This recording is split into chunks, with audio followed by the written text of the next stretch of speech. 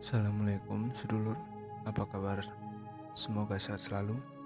Catatan rahasia kali ini akan mengulas mengenai seleksi alam fase kedua. Fase kedua ini adalah fase yang lebih sulit dari sebelumnya menurut pandangan saya.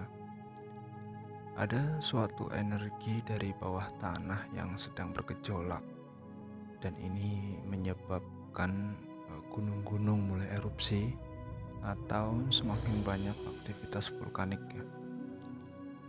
Di berbagai penjuru dunia, tentu saja ini dilihat dari global ya, banyak sekali gunung-gunung erupsi. Dan dalam pandangan saya ini, khusus di Nusantara tidak ada gunung yang akan meletus dalam waktu dekat. Akan tetapi, aktivitas vulkanik dari gunung-gunung berapi ini menyebabkan tekanan udara yang kuat dan menyebabkan terbentuknya angin kencang serta gesekan udara yang menghasilkan daya energi yang sangat kuat pula, dan inilah yang mampu membentuk badai-badai. Tentu saja ini banyak yang sedang terjadi ya. Nah sedulur, inilah yang membuat resah. Dari pandangan saya, badai ini tidak secara langsung merusak suatu wilayah atau suatu kota atau pemukiman, akan tetapi akan terasa sangat menghambat kegiatan manusia ya, khususnya pada jalur-jalur transportasi. Hal ini akan sangat mempengaruhi kondisi mental, belum lagi ditambah situasi pandemi seperti sekarang ini, dan pada jalur-jalur transportasi ini benar-benar akan sangat terganggu.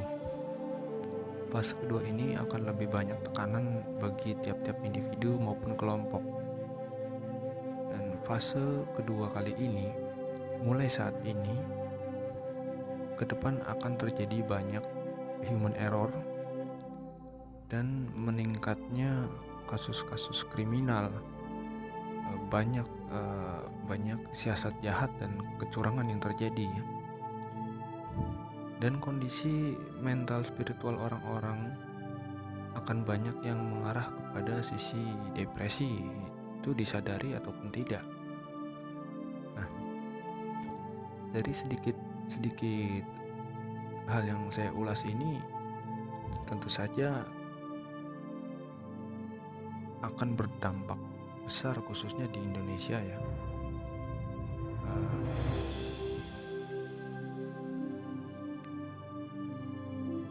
Kondisi-kondisi yang akan terjadi ke depan itu benar-benar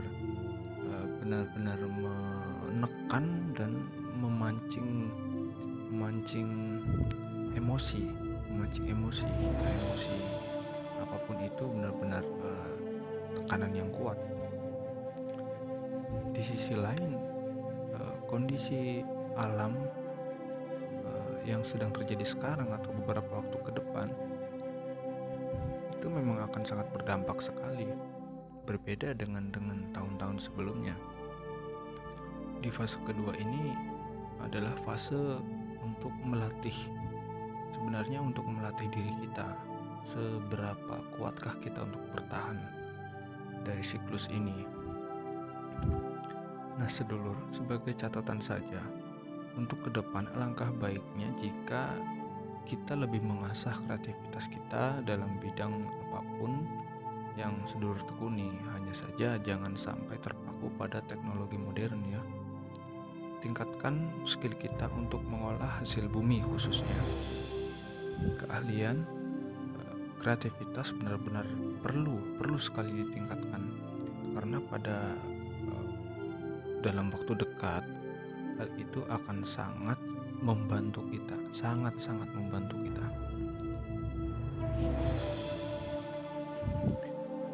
Nah, saya tidak bisa menjelaskan lebih jauh tentang bagaimana itu terjadi ya.